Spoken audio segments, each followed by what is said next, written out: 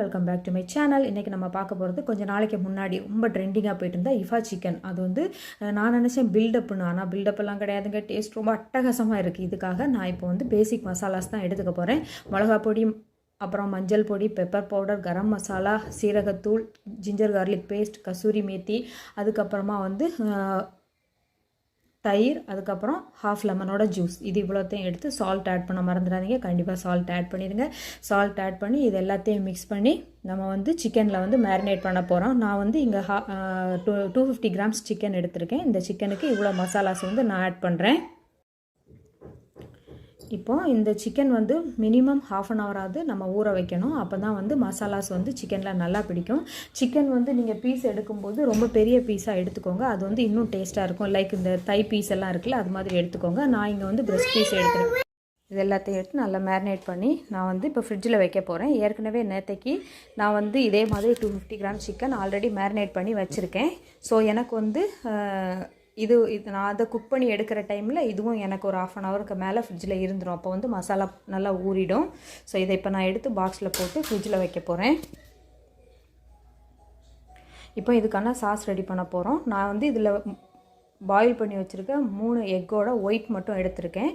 நான் வந்து கிட்டத்தட்ட ½ kg சிக்கனுக்கு பண்ண போகிறேன். அதனால் வந்து இவ்வளோ எக் எடுத்திருக்கேன். உங்களுக்கு 250 கிராம் எக் தான் அப்படின்னா 1லேருந்து 2 எக்கு போதுமானதாக இருக்கும். இதில் எக்கு 3 ஸ்லைஸ் சீஸோட ஸ்லைசஸ், அதுக்கப்புறம் கொஞ்சமாக பெப்பர் பவுடர், அப்புறம் கட் பண்ணி வச்சுருக்கிற 4 பல் பூண்டு, ஃப்ரெஷ் க்ரீம், பால், அதுக்கப்புறமா கொஞ்சமாக சால்ட், இவ்வளவும் நான் ஆட் பண்ணியிருக்கேன். இப்போ சிக்கனை வந்து தவா ஃப்ரை பண்ணிக்கிறலாம். அதுக்காக நான் எண்ணெய் போடுறேன். நீங்கள் பட்டர் போட்டு கூட தவா ஃப்ரை பண்ணிக்கிறலாம், ஒன்றும் பிரச்சனை கிடையாது.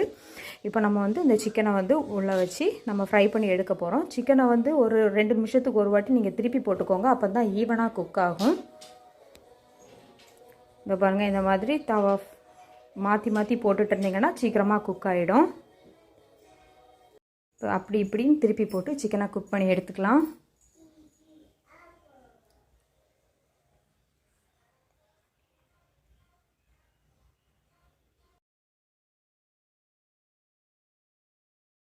சிக்கன் குக் ஆகிடுச்சு. இப்போ இது மேலே வந்து நம்ம சாஸ் ஊற்ற போகிறோம். சாஸ் ஊற்றுறதுக்கு முன்னாடி அடுப்பு ஆஃப் பண்ணிக்கோங்க. ஆஃப் பண்ணிவிட்டு சாஸ் ஊற்றிட்டு மேலே மூடி போட்டு மூடி வச்சுருங்க. அப்புறம் கொஞ்சம் நேரம் கழித்து சர்வ் பண்ணிங்கன்னா கரெக்டாக இருக்கும். இது சப்பாத்தி நான் கூட ரைஸ் கூட அட்டகாசமாக தான் இருக்கும். சப்பாத்தி நான் கூட சொல்லவே வேண்டாங்க, செம்ம டேஸ்ட்டு. கண்டிப்பாக ட்ரை பண்ணி பாருங்கள். உங்களுக்கு இந்த வீடியோ பிடிச்சிருக்கும்னு நினைக்கிறேன். பிடிச்சிருந்தால் லைக் பண்ணி ஷேர் பண்ணி மறக்காமல் என்னோட சேனலுக்கு சப்ஸ்கிரைப் பண்ணிடுங்க. இது மாதிரியான வீடியோஸ் அப்போ தான் நீங்கள் கண்டினியூஸாக பார்க்க முடியும். தேங்க்யூ ஃபார் வாட்சிங்.